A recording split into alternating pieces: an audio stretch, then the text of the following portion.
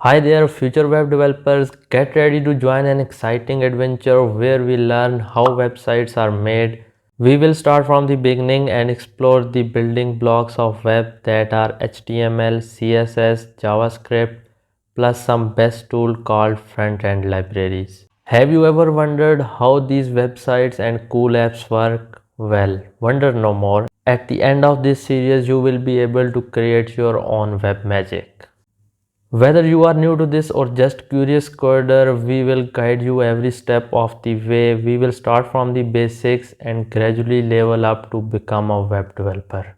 So if you are excited to start this journey with us, hit that subscribe button and ring the notification bell. We cannot wait to explore HTML, CSS, JavaScript and front-end libraries together. So let's get started.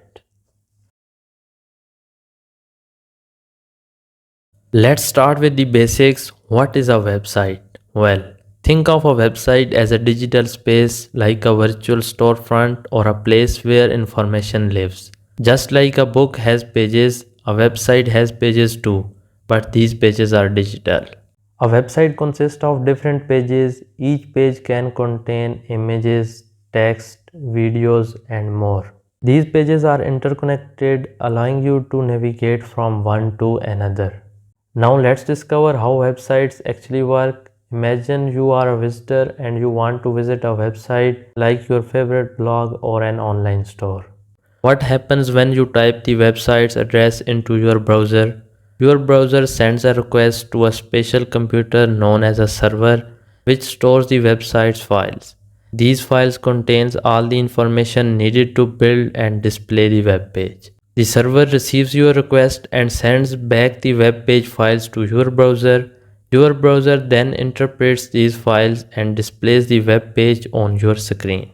Well, you are now viewing the website. This process happens in the blink of an eye, thanks to the magic of internet.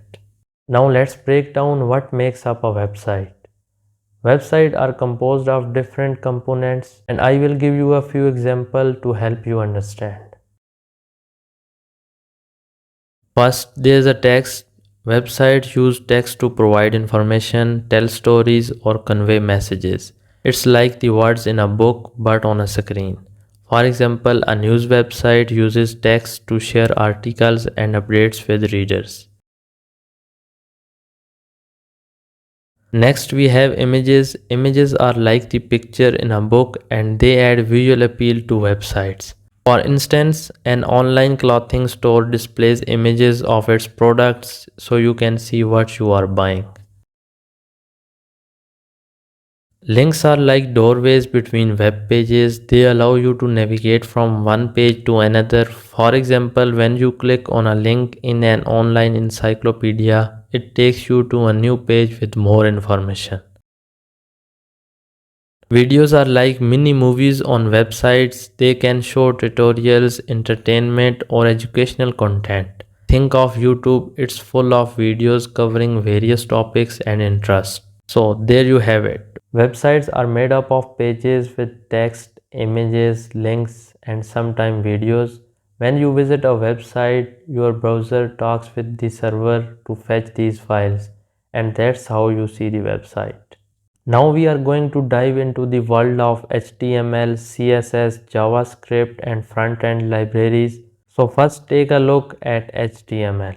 HTML stands for Hypertext Markup Language. Think of it as the glue that holds web pages together. Imagine it has the framework of a house. It provides the structure for everything you see on a web page. HTML is what tells your web browser how to structure and display that document. HTML uses special elements to define a different parts of a web page. You don't need to know the technical stuff, just think of them as building blocks. Let me show you a few. For example, there is an element for headings like the title of a book. Another element lets you create a paragraph just like in a regular document.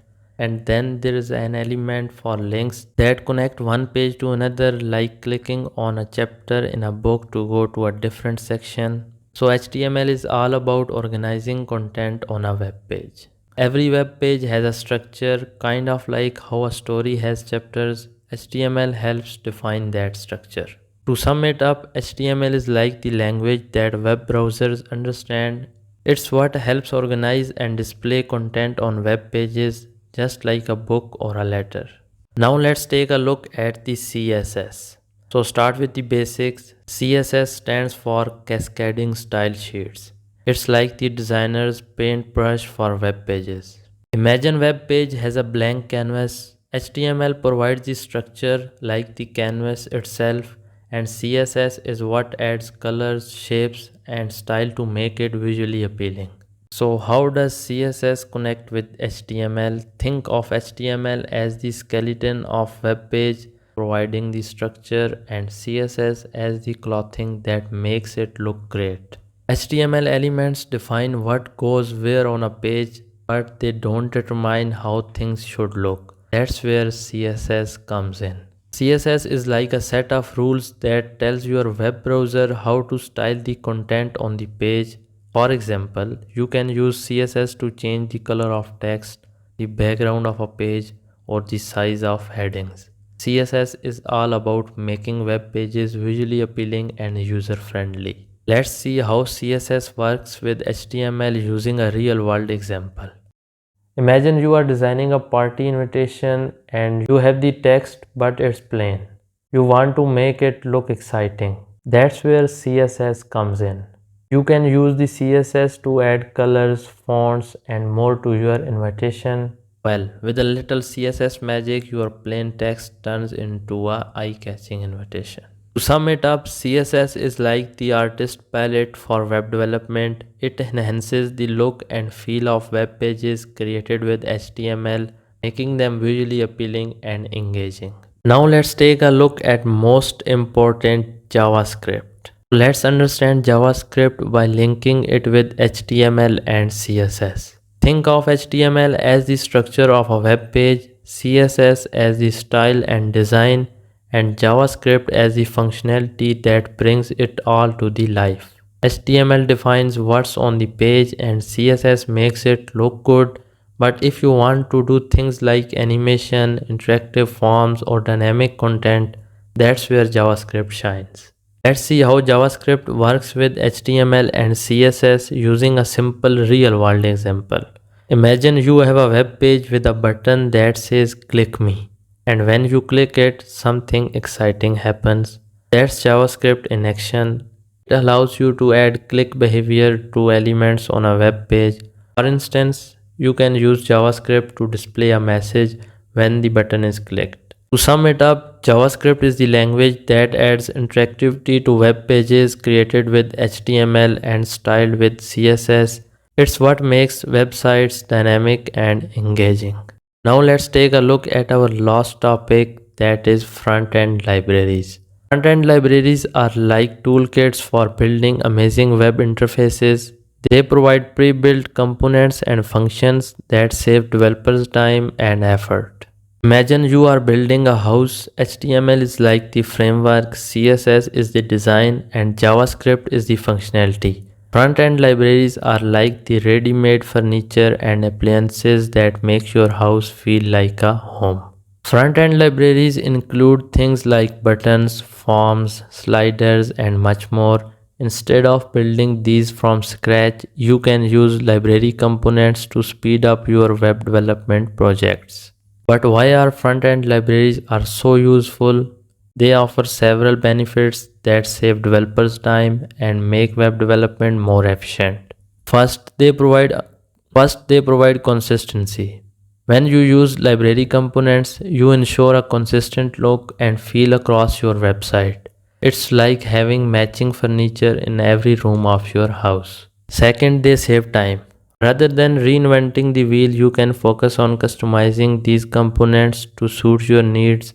It's like assembling furniture instead of building it from scratch. Third, they enhance user experience. Front-end libraries often include interactive and user-friendly components that improve the overall experience for your website visitors. Last, they are backed by a community. Many developers contribute to these libraries, which means you can benefit from the collective wisdom and expertise of the web development community. Let's take a look at how a front-end library can be useful. Imagine you want to add a calendar to your website. Without a library, you have to create this calendar from a scratch, which could take a lot of time and effort. But with a front-end library, you can use a pre-built calendar components. It's like getting a fully assembled calendar to place in your web page. See how it saves time and adds functionality. That's the power of front-end libraries. To sum it up, front-end libraries are like the secret tools of web developers. They provide pre-built components and functions that saves time. So that's all for today. In our first video, we talked about the basics, HTML, CSS, JavaScript, and those cool front-end libraries. You have come a long way and there is so much more to learn. As you keep learning, remember that all great web developers begin just like you. It's about taking small steps and never giving up. So I want to leave you with this thought. Your web development journey is like building a tall tower. Each new skill you learn is like adding another floor to your tower. Stay curious, keep coding, and never stop dreaming big. The web is your playground and your imagination is the only limit. Thank you for joining us on this amazing series. Keep watching, keep learning, and keep creating. Together, we will shape the future of the web. Don't forget to like, share, and subscribe for more exciting web development adventures. Let's build the future together.